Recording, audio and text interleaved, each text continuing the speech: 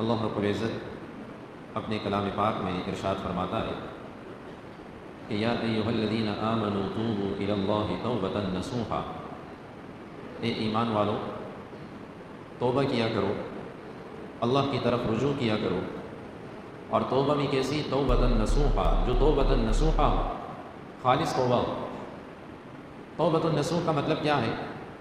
توبۃ النصوح کا مطلب یہ ہے کہ تخلیصھا من کل نقص و فساد، ایسی توبہ جو ہر قسم کی کمی، ہر قسم کی فساد سے پاک ہو، ایسی توبہ کہ جس میں انسان کا دل اس کی زبان کا ساتھ دے۔ یہ نہیں ہے کہ صرف زبان سے تو توبہ کر رہا ہے لیکن دل میں اس بات کی تصدیق نہیں، دل اس کا ساتھ نہیں دے رہا، یہ توبۃ النصوح نہیں ہے۔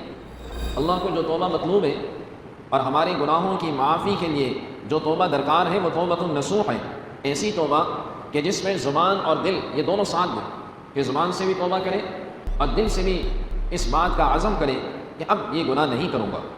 حضرت موسیٰ علیہ السلام نے ایک دفعہ بارگاہ الہی میں عرض کیا، یا اللہ، جب آپ کا کوئی نیک بندہ آپ سے سوال کرتا ہے، آپ سے کچھ مانگتا ہے، تو آپ اس کے جواب میں کیا کہتے ہیں؟ فاقول لبیک، اللہ نے فرمایا میں کہتا ہوں لبیک بے حاضر۔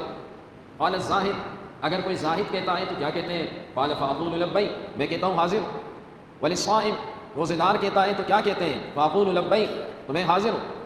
اور اس کے بعد کہا اگر کوئی گناہ گار کہتا ہے، گناہ گار اگر آپ سے کچھ مانگتا ہے، گناہ گار اللہ آپ سے اپنے گناہوں کی توبہ مانگتا ہے تو آپ کیا کہتے ہیں؟ فاقول لبیک لبیک لبیک، کہا میں اس خطا کار کے جواب میں 3 دفعہ لبیک کہتا ہوں۔ یا اللہ یہ کیوں؟ اس لیے کہ میرا یہ خطا کار اس کے دل میں اس بات کا یقین آ چکا ہے، اس کے دل میں یہ بات آ چکی ہے کہ اس کے گناہوں کو میں ہی معاف کرنے والا ہوں اور اس کے گناہوں کو بخشنے والا میں ہی ہوں۔ چنانچہ جب اس کے دل میں یہ بات آ چکی ہے تو میں اس کے جواب میں 1 دفعہ نہیں بلکہ 3 دفعہ کہتا ہوں، اے میرے بندے میں حاضر ہوں۔ قل یا عبادی الذین اسرفوا علی انفسہم لا تقنطوا من رحمت اللہ، اللہ نے ان لوگوں سے کہ جنہوں نے اپنی جانوں پر ظلم کیا، جنہوں نے اس دنیا میں خطائی کی، اللہ ان سے کس محبت کے انداز سے مخاطب ہے؟ قل یا عبادی، اے میرے بندو، الذین اسرفوا علی انفسہم، جنہوں نے اپنی جانوں کے ساتھ اسراف کیا، ظلم کیا، لا تقنطوا من رحمت اللہ، اللہ کی رحمت سے کبھی نا امید مت ہونا، اللہ کی رحمت سے کبھی مایوس مت ہونا۔ جناب رسول اللہ صلی اللہ علیہ وسلم نے ارشاد فرمایا اگر تمہاری خطائیں آسمان تک بھی پہنچ جائیں، تم اتنے گناہ کرو کہ ہوتے ہوتے آسمان تک بھر دو، اور پھر تم سچے دل سے کہہ دو یا اللہ میری توبہ مجھے معاف کر دے، کہا اللہ تمہیں معاف کر دے گا اور ساری خطائیں تمہاری دور کر دے گا۔ توبہ تو ایسی چیز ہے کہ صرف خطائیں دور نہیں ہوتی، الا من تاب وآمن وعمل عملا صالحا فاولئک یبدل اللہ سیئاتہم حسنات، کہ اگر کسی نے سچے دل سے توبہ کی اور ایمان کے ساتھ عمل صالح کی زندگی گزارتا رہا، اللہ کہتا ہے میں اس کے پچھلی خطاؤں کو بھی نیکیوں میں بدل دوں گا، میں اس کے گناہوں کو بھی نیکیوں میں تبدیل کر دوں گا۔ فَأُولَٰئِكَ يُبَدِّلُ اللَّهُ سَيِّئَاتِهِمْ حَسَنَات، میں اس کے گناہوں کو تبدیل کر دوں گا نیکیوں سے۔ دنیا کا کیا قانون ہے کہ کوئی گناہ کرتا ہے تو اس کو اس کی سزا ملتی ہے، یہاں پر گناہ کی سزا نیکیوں سے مل رہی ہے، لیکن شرط کیا ہے کہ توبہ کریں اس کے بعد نیک اور ایمان کے ساتھ عمل صالح کی زندگی گزاریں، اللہ اس کے اس نامہ اعمال میں ان گناہوں کو نیکیوں سے بدل رہے ہیں۔ یہ کتنا بڑا غفور و رحیم اللہ ہے۔ اسی لیے یہ بھی آتا ہے کہ التائب من الذنب کمن لا ذنب لہ، بخاری شریف کی روایت کہ گناہ سے توبہ کرنے والا ایسا ہے کمن لا ذنب لہ، جیسا کہ اس نے گناہ ہی نہیں کیا، کمن لا ذنب لہ، گناہ ہی نہیں کیا۔ اللہ نے ہمارے دین میں خاص کر اس امت کے ساتھ معاملہ ایک اپنا خصوصی فرمایا، اس امت کے چھوٹے عمل اور اس کا ثواب بہت زیادہ رکھا، اس امت کی تھوڑی سی محنت اس کا اجر بہت زیادہ رکھا۔ اس کی ایک وجہ یہ بھی ہے کہ اللہ کو اپنے حبیب سے محبت ہے، اپنے حبیب کی محبت ہونے کی وجہ سے اللہ کو اس امت سے بھی محبت ہے۔ اس کی ایک وجہ یہ بھی ہے کہ پچھلی امتوں کی عمریں زیادہ تھیں، اس امت کی عمریں بہت کم ہیں، ان کی عمریں 1000 برس تھیں، 500 سال تھی، اس امت کی عمر 50-60 سال ہے، اور اس میں انسان لڑکپن کے، سونے کے، کھانے کے وہ گزار دے تو آدھی زندگی تو وہ گزر گئی، مشکل سے چند ہی سال رہتے ہیں۔ تو اس امت کے عمل کو کہ وہ چھوٹا عمل کرتا ہے لیکن اللہ اس کا اجر بہت زیادہ دیتا ہے۔ چنانچہ کیا آتا ہے کہ رسول کریم صلی اللہ علیہ وسلم نے ارشاد فرمایا، آپ اسی کو دیکھ لیں کہ رمضان میں اگر ایک دفعہ کسی کو لیلۃ القدر کی رات عبادت کے ساتھ نصیب ہو گئی، ایک رات کی عبادت کا ثواب 84 سال کی عبادت سے زیادہ ہے۔ لیلۃ القدر خیر من الف شہر، اور کسی کی زندگی میں 20 لیلۃ القدر مل گئے عبادت کے ساتھ، کسی کی زندگی میں 30 مل گئے، تو بتائیے اس کے نام اعمال میں کتنے ثواب ہوں، کتنے ثوابوں کے ثواب ہوں گے۔ اور اس کے بعد کہا خیر من الف شہر، اس سے بھی زیادہ ہے۔ اب اللہ کے نزدیک کتنا زیادہ ہے وہ تو اللہ کو معلوم ہے، لیکن ایک حد بتا دی کہ 1000 مہینوں سے زیادہ ہے، کتنا زیادہ ہے وہ اللہ کے علم میں ہے۔ اس امت کے ساتھ اللہ کا خصوصی فضل ہے۔ چنانچہ رسول اللہ صلی اللہ علیہ وسلم نے ارشاد فرمایا جو بندہ اوابین کے 6 رکعت پڑھتا ہے مغرب کے بعد، کہا اللہ اسے 12 سال کی عبادت کا ثواب دیتا ہے۔ 12 سال کی، ایک دن اوابین میں 10 منٹ نہیں لگتے اور 12 سال کی عبادت کہاں ہے؟ چنانچہ رسول اللہ صلی اللہ علیہ وسلم نے ارشاد فرمایا جو بندہ اشراق کے نوافل پڑھ لے اللہ اسے مقبول عمرے کا ثواب عطا کر دیتا ہے۔ چنانچہ رسول اللہ صلی اللہ علیہ وسلم نے ارشاد فرمایا جو بندہ اپنے ماں باپ کو رحمت بری نظروں سے دیکھے اللہ انہیں مقبول حج کا ثواب عطا کر دیتا ہے۔ یہ اس امت کے ساتھ خاص معاملہ ہے، پچھلی امتوں میں نہیں تھا۔ یہ اس امت کے ساتھ اللہ کا خصوصی کرم ہے۔ اس امت نے اگر کوئی نیکی دل میں یہ سوچ لی، ارادہ کر لیا، اب وہ نیکی اس نے کی نہیں ہے، بس اسے ارادہ کر لیا کہ کاش میرے پاس مال ہوتا اور میں یہ خرچ کرتا، اللہ اس کے ارادے پر بھی اسے ثواب عطا کرتا ہے۔ یہ اس امت کا خاص معاملہ ہے، اس امت کا خاص معاملہ۔ یہ گناہ بھی کر لیتا ہے تو اس گناہ کو فوراً نہیں لکھا جاتا، بلکہ علماء لکھتے ہیں کہ 4 پہر اس کا انتظار کیا جاتا ہے۔ 4 پہر کا مطلب یہ ہے کہ اگر آپ 24 گھنٹے کی زندگی کو 4 پہروں پر لگائے تو 16 گھنٹے اس کا انتظار کیا جاتا ہے کہ ہو سکتا ہے ابھی یہ معافی مانگ لے، ہو سکتا ہے ابھی یہ معافی مانگ لے۔ وہ 16 گھنٹے تک فرشتے لکھتے نہیں ہیں، وہ انتظار میں ہوتے ہیں، اور جس وقت اس دوران اگر وہ معافی مانگ لیتا ہے، توبہ کر لیتا ہے تو فرشتوں سے بھی بلا دیا جاتا ہے، اسے معاف کر دیا جاتا ہے۔ پھر اگر اس نے معافی بھی نہیں مانگی اور وہ فرشتوں نے لکھ لیا اور لکھنے کے بعد اس کے نام اعمال میں وہ گناہ درج ہو گیا، درج ہونے کے بعد ایک دن اچانک اسے خیال آیا، خیال آنے کے بعد یہ تنہائی میں بیٹھا ہے، اس نے اپنے لب بھی نہیں ہلائے، اس نے اپنے دل میں اللہ کی طرف توجہ کی اور دل میں اس نے ندامت کی، دل میں اپنے اس گناہ کا خیال لاتے ہوئے سوچنے لگا یہ میں نے اچھا نہیں کیا، یہ مجھ سے گناہ ہوا، یہ مجھ سے خطا ہوئی۔ تو رسول اللہ صلی اللہ علیہ وسلم نے ارشاد فرمایا الندم توبہ، اس نے ابھی زبان سے کچھ نہیں کہا، اس نے اپنے دل میں ندامت کی، اس کی یہ ندامت بھی اللہ کی قابل قبول ہے، یہ بھی ایک توبہ ہے، اور اس کی ندامت کی وجہ سے بھی ابھی زبان سے کچھ نہیں کہا، اللہ اس گناہ کو اس نام اعمال سے مٹا دے گا، اس لیے کہ اس کے دل میں ندامت آئی، اللہ کو یہ ندامت بھی مطلوب ہے۔ ہمیں اس بات کا احساس ہونا چاہیے کہ اللہ کو اپنے بندوں سے محبت ہے، اور اللہ کو سب سے زیادہ محبت اپنے گناہگار بندے سے ہے، سب سے زیادہ محبت۔ اسی لیے حدیث شریف میں کہ ایک بندہ کسی جنگل کے اندر جا رہا ہو اور اس کے پاس سواری ہو اور اس سواری میں اس کا کھانا پینا موجود ہو، یہ اچانک ایک جگہ پڑاؤ ڈالتا ہے، اس کو نیند آتی ہے، تھک جاتا ہے، سو جاتا ہے، سواری کو اپنے قریب کھڑا کر دیتا ہے، اور سونے کے بعد جب یہ اٹھتا ہے تو دیکھتا ہے سواری غائب، اس سواری پہ پانی بھی ہے، اس پہ کھانا پینا بھی ہے، یہ پریشان ہوتا ہے کہ اب اس بیابان میں پانی کہاں تلاش کروں گا، کھانا کہاں تلاش کروں گا، اور یہ ڈھونڈتا رہتا ہے کہ اب موت کے آثار نظر آئیں گے، اب تو میرے لیے زندگی مشکل ہے۔ چنانچہ یہ ڈھونڈتے اپنے اس سواری کو اچانک پا لیتا ہے، دیکھ لیتا ہے، خوش ہوتا ہے، اور اس خوشی کی وجہ سے اس کے قریب آتا ہے اور اللہ کا شکریہ ادا کرتے ہوئے یہ اس کی زبان لڑکھڑاتی ہے، یہ کہتا ہے یا اللہ میں تیرا اللہ تو میرا بندہ، اس کو کہنا چاہیے میں تیرا بندہ تو میرا اللہ، یہ خوشی کی وجہ سے الٹا کہہ دیتا ہے یا اللہ میں تیرا اللہ تو میرا بندہ، تیرا شکریہ یہ مجھے مل گئی۔ اللہ کے رسول صلی اللہ علیہ وسلم نے ارشاد فرمایا جتنی خوشی اس سواری کو ملنے والے اس شخص کو ہوئی ہے، کہا اس سے زیادہ خوشی اللہ اس توبہ کرنے والے بندے سے خوش ہوتا ہے، اس سے زیادہ خوشی۔ واللہ یرید ان یتوب علیکم، اللہ چاہتا ہے کہ تم توبہ کرو، وهو الذی یقبل التوبۃ عن عبادہ، وہ اللہ اپنے بندوں کی توبہ قبول کرتا چاہتا ہے، وہ چاہتا ہے کہ بندے ہاتھ پھیلائے توبہ کریں، وہ اس بات کو پسند کرتا ہے۔ اسی لیے بار بار قرآن مجید میں توبہ کا ذکر ہے، سورۃ التوبہ پوری قرآن میں ایک سورت ہے توبہ کے نام پر کہ بھائی توبہ کرو، وتوبوا الی اللہ جمیعا، اللہ کی طرف رجوع کرو، اللہ کی طرف توبہ کرو، لعلکم تفلحون، تاکہ تم کامیاب ہو جاؤ۔ حضرت معاذ اسلمی رضی اللہ تعالی عنہ صحابی رسول ہے، بعض خطائیں صحابہ سے ایسی کروائی گئی اللہ کی جانب سے کہ تاکہ آنے والی امت کو اس بات کی سزا کا پتہ چلے کہ جب اللہ کے نبی نے اپنے صحابی کو بھی اس گناہ کی سزا دلوائی قرآن کی شریعت کی روشنی میں، تو ہم کون ہوتے ہیں۔ وہ صحابی ایک دن اللہ کے نبی کی خدمت میں آئے اور کہنے لگے کہ اے اللہ کے رسول مجھے پاک کر دیں، آپ نے فرمایا چلے جاؤ۔ دوبارہ آئے، کہا اے اللہ کے رسول مجھ سے گناہ ہوا ہے، مجھے پاک کر دیں، آپ نے فرمایا چلے جاؤ۔ تیسری دفعہ پھر آئے، اے اللہ کے رسول مجھ سے گناہ ہوا ہے، مجھے پاک کر دیں، آپ نے فرمایا کیا گناہ ہوا ہے، انہوں نے بتایا کہ زنا ہوا۔ آپ نے اس موقع پہ فرمایا ہو سکتا ہے کہ تم نے کوئی نشہ پیا ہو سکتا ہے کہ تم نے کوئی ایسی چیز کھائی۔ ایک اور شخص سے کہا انہوں نے نشہ جو ہے وہ کبھی کبھی یہ نشہ پی لیتے ہیں، تو ہو سکتا ہے انہوں نے پی لیا۔ اس موقع پر رسول کریم علیہ السلام نے اس صحابی سے کہا کہ چلے جاؤ، کہا نہیں مجھے پاک کر دیں، مجھ سے خطا ہوا ہے، مجھے پاک کر دیں۔ رسول اللہ صلی اللہ علیہ وسلم نے ان سے پوچھا، شادی شدہ تھے، اور یاد رکھیے جو شادی شدہ ہوتا ہے اور وہ اپنے اس زنا کے گناہ کا اعتراف کرے تو اس کی سزا یہی ہے کہ اس کو رجم کر دیں۔ رجم کا مطلب کیا ہے کہ گھڑا کھود دیا جائے، اس گھڑے کے اندر اس کو کھڑا کیا جائے اور پتھر مار کر سنسار کر دیا جائے، یہ رجم کی سزا ہے۔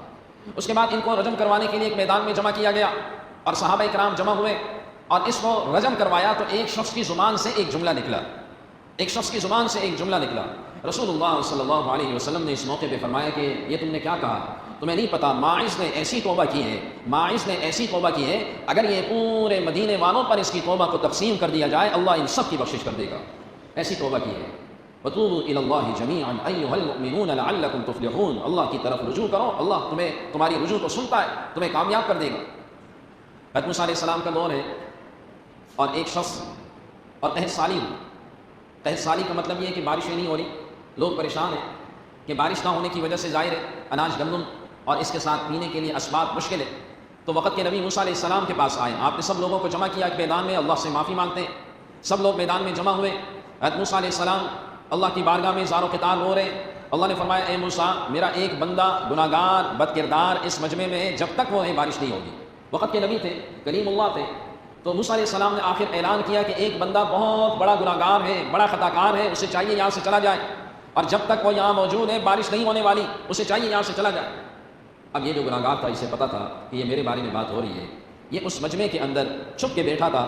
اب اس نے اپنے دل ہی دل میں اللہ سے ہم کلامی کی، یا اللہ اگر میں اٹھتا ہوں تو سب کے سامنے آشکارا ہوتا ہوں کہ میں سب سے بڑا گناہ گار ہوں، اور اے اللہ اگر میں بیٹھا ہوں تو بارش نہیں ہو رہی، میری وجہ سے ان سب کو سزا ہو رہی ہے۔ یا اللہ اس موقع پر اس نے اللہ سے ہم کلامی کرتا رہا، اے اللہ مجھے معاف کر دے، اے اللہ مجھے معاف کر دے، کہ دیر میں بارش برس گئی، وہ بندہ اٹھا بھی نہیں۔ حضرت موسیٰ علیہ السلام بڑے حیران ہوئے، یا اللہ وہ بندہ اٹھا بھی نہیں، بارش ہو گئی، یہ کون تھا؟ اللہ رب العزت نے اس موقع پہ فرمایا اے موسیٰ، پہلے تو وہ سب سے بڑا خطا کار تھا، سب سے بڑا گناہ گار تھا، لیکن اے موسیٰ اب وہ میرا سب سے قریبی بندہ بن چکا ہے۔ یا اللہ یہ کیسے؟ یا اللہ یہ کیسے؟ کہا اے موسیٰ اس بندے نے دل میں میری طرف رجوع کیا اور مجھ سے معافی مانگی، اے اللہ مجھ سے معافی مانگی، اے موسیٰ میں نے اس کی معافی کو قبول کر لیا، اب میرا وہ سب سے قریبی بندہ بن چکا ہے۔ یا ایھا الذین آمنوا توبوا الی اللہ توبۃ نصوحا، اللہ کی طرف رجوع کرو ایمان والو، اللہ کو توبۃ نصوحا مطلوب ہے۔ اب سوال یہ ہوتا ہے کہ یہ توبۃ النصوح کیا ہے؟ ایک تو ہماری توبہ ہوتی ہے، گناہ ہوا یا اللہ معاف کر دیں، بس زبان سے ہی کہا یا اللہ معاف کر دیں۔ توبۃ النصوح میں پہلی شرط ہوتی ہے کہ جو گناہ ہوا اس گناہ کو فوراً چھوڑ دیں، آئندہ اس گناہ سے باز آ جائے۔ توبۃ النصوح کا دوسری شرط یہ ہے کہ نہ کرنے کا پکا عزم کریں کہ آئندہ میں یہ گناہ نہیں کروں گا، آئندہ یہ گناہ نہیں کروں گا، نہ کرنے کا پکا ارادہ کریں۔ توبۃ النصوح کی تیسری شرط یہ ہے کہ بندہ اللہ کے سامنے گڑ گڑائے، اللہ کے سامنے جو ہے وہ رونا دھونا کرے اور سچے دل سے اللہ سے مانگے۔ یہ نہیں بھائی اللہ معاف کر دے، نہیں، سچے دل سے اللہ سے معافی مانگے، سچے دل سے اللہ کے سامنے اپنے گناہوں کا اقرار کرے، اعتراف کرے کہ اللہ مجھے معاف کر دے۔ اور وہ اللہ تو اللہ ہے، جب بندہ اپنے دل میں اعتراف کرتا ہے اللہ اس کو معاف کرتا ہے، تو جب وہ زبان کے ساتھ، دل کے ساتھ، آنکھوں سے بہنے والے آنسوؤں کے ساتھ اللہ سے مانگے گا تو اللہ کیسے اسے معاف نہیں کرے گا؟ اللہ تو معاف کرے گا۔ بر صغیر میں ایک دفعہ دہلی میں قحط پڑا، اور اس قحط کے نتیجے میں وہاں بھی یہی مسئلہ ہوا کہ بارش نہیں برس رہی، اور لوگ استسقاء کی نماز کے لیے شہر سے باہر کسی بیاباں کی طرف گئے۔ استسقاء میں سنت بھی یہی ہے کہ اللہ سے معافی مانگے، بچے بھی نکلیں، بوڑھے بھی نکلیں، جوان بھی نکلیں، سب کے سب نکل جائے۔ اب وہ ایک دن ہوا بارش پھر بھی نہیں آ رہی، دوسرا دن ہوا بارش پھر بھی نہیں آ رہی، تیسرا دن ہوا بارش پھر بھی نہیں آ رہی۔ یہ لوگ بڑے پریشان ہوئے، یا اللہ یہ کیا مسئلہ ہے؟ 3 دن تک لوگ رو رہے ہیں، 3 دن تک لوگ پریشان ہیں، بارش نہیں برس رہی، یہ کیا مسئلہ ہے؟ اس وقت کا بادشاہ جو تھا اسے پتہ چلا کہ میری رعایا بارش کے لیے نکلی ہے، وہ اپنا بھیس بدل کر عام لوگوں کے لباس میں اس مجمع کے اندر آیا، اور اس مجمع کے اندر آ کر وہ اللہ کے سامنے رونے لگا۔ اس مجمع کے اندر جیسے ہی وہ پہنچا اللہ کے سامنے اس نے رونا دھونا شروع کیا۔ اللہ نے بارش برسا دی، اللہ نے بارش برسا دی۔ یا ایھا الذین آمنوا توبوا الی اللہ توبۃ نصوحا، اللہ کے سامنے رجوع کرے، اللہ کے سامنے معافی مانگے۔ ربیع بن اقسم رحمہ اللہ ایک بڑے اللہ والے گزرے ہیں، اور ان کے زمانے میں ایک شخص تھا اور اس کی بڑی حسین اور جمیل بیوی تھی۔ ایک دن یہ اپنے گھر آیا یہ شخص، تو اس کی بیوی اپنے آپ کو بناؤ سنگار کر رہی تھی اور ساتھ میں کہہ رہی تھی کہ مجھے بتاؤ کہ میرا یہ چہرہ دیکھ کر کون سا دنیا کا مرد ایسا ہوگا جو اس پر فریفتہ نہ ہو اور بہک نہ جائے۔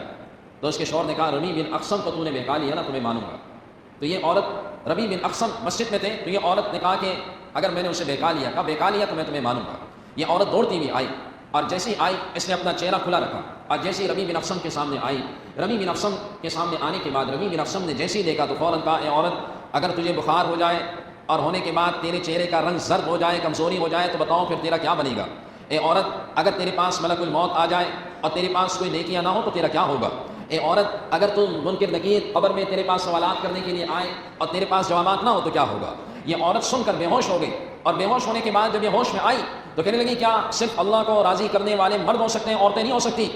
عورت نہیں ہو سکتی فوراً آئی اور اپنے گھر میں آنے کے بعد فوراً مصلی بچھایا اور بچھانے کے بعد زار و قطار دن رات روتی رہتی، اللہ کو مناتی رہتی۔ ان کے شوہر کہنے لگے میں نے کیا اپنی بیوی کو ربیع بن اقسم کے پاس بھیجا کہ اب وہ ایسی بدل کر آئی ہے کہ اب اسے ہوش ہی نہیں، صرف اللہ کو راضی کرنے کے لیے لگی ہوئی ہے، بس اسے اسی بات کا خیال ہے کہ کسی طریقے سے اللہ مجھ سے راضی ہو جائے۔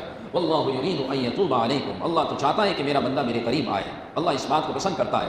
رمضان کا مہینہ یہ توبہ کی قبولیت کا مہینہ ہے، رمضان کا مہینہ یہ گناہوں کی معافی کا مہینہ ہے۔ سحری کے وقت میں لاکھوں انسانوں کی بخشش، افطاری کے وقت میں لاکھوں انسانوں کی بخشش۔ اسی طرح جمعے کے دن ایک وقت ایسا آتا ہے جس وقت میں انسان جو مانگے اللہ قبول کرتا ہے۔ بعض علماء لکھتے ہیں کہ جمعے کے وقت میں ممبر سے لے کر یعنی خطبے کے وقت سے لے کر نماز کھڑی ہونے تک کا وقت ہے۔ اکثر علماء لکھتے ہیں عصر سے لے کر مغرب تک کے درمیان کا وقت ہے۔ اللہ کے نبی صلی اللہ علیہ وسلم نے ارشاد فرمایا اس موقع پر بندہ جو اللہ سے مانگے اللہ قبول کرتا ہے۔ ہمیں نہیں معلوم ہماری زندگی کا یہ آخری رمضان ہو، ہماری زندگی کے گنے چنے دن ہو، اپنی زندگی کا یہ آخری رمضان سمجھے، اپنی زندگی کے یہ آخری چند جمعے سمجھے اور اس طرح جمعے سمجھنے کے بعد اس کو گزارے، اللہ کے حضور اپنے گناہوں کا اعتراف کرے۔ سب سے بہترین خطا کار فرمایا ہر بنی آدم گناہ گار ہے، اور سب سے بہترین خطا کار وہ ہے کہ جو اللہ سے بار بار رجوع کرنے والا ہو، اللہ سے بار بار گناہوں کو معاف کرنے والا ہو۔ ہم میں سے کوئی پاک صاف نہیں ہے، صرف انبیاء علیہ السلام معصوم ہے، باقی انسانوں سے خطائیں ہوتی رہتی ہیں، لیکن اللہ چاہتا ہے کہ میرا یہ بندہ زبان سے گناہوں کا اعتراف کرنے کے ساتھ کہے اللہ مجھے معاف کر دے، اپنے گناہوں کی توبہ مانگتا رہے۔ ان ایام میں ان راتوں میں اگر یہ ایسی گزر گئے اور ہماری زبان سے کچھ نہ نکلا، ہماری آنکھوں سے آنسو نہ نکلے، تو پھر ظاہر ہے یہ ایام باقی دنوں کی طرح گزر جائیں گے۔